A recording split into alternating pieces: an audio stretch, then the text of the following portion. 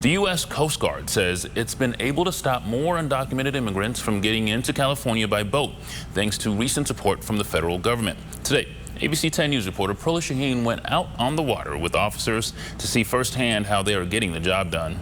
Keep your hands in the air, Captain! This is one way the U.S. Coast Guard prevents human smuggling along San Diego's coast.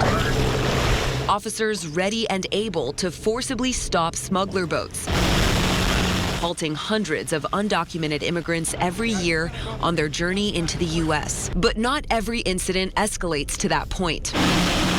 I rode along in one of Coast Guard's search and rescue boats to see what goes into patrolling these waters. At this point, we are pretty effective at identifying everything that is coming across. Peter Nelson is the officer in charge for Coast Guard Station San Diego.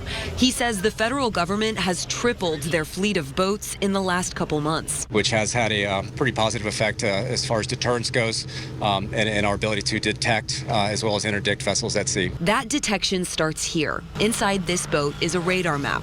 The green arrows show officers the locations of other boats in the water. We have multiple sensors throughout our area of responsibility, from radar cameras to the aircraft in the sky. Nelson says smugglers often use small panga boats crammed with more than a dozen undocumented immigrants, each paying up to $20,000 to get on. They come between 10 p.m. to 4 a.m.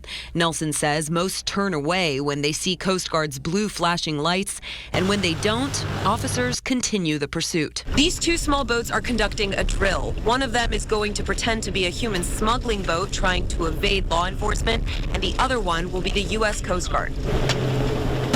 Coast Guard crew members first shoot a flare gun as a warning shot near the boat. Then they use a pepper ball gun to injure passengers.